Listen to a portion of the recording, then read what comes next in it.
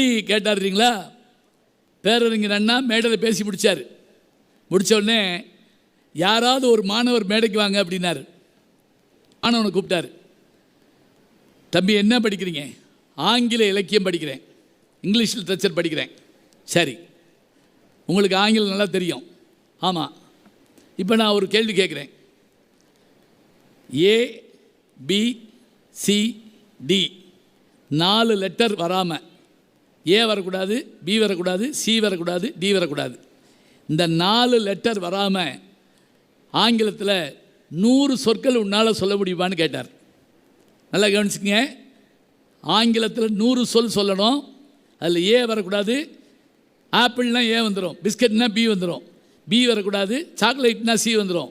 ABCD 4 எழுத்து வராமல் 100 ஆங்கில சொல் சொல்ல முடியுமான்னு கேட்டார். உங்களுக்கு தெரியுமா?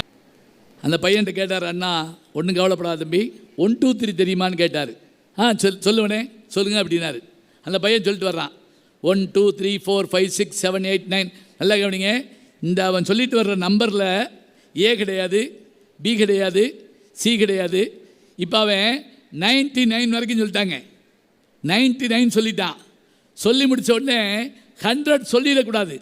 ஏன்னா அதில் ஏ இருக்குது, டி இருக்குது. 99 சொன்னார்ல, உடனே அண்ணா உள்ள வந்து ஸ்டாப் அப்படின்னாரு. ஸ்டாப்னா என்ன அர்த்தம்?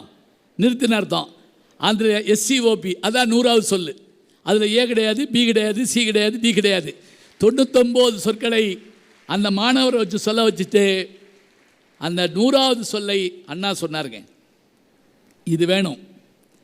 இதுதான் அறிவு.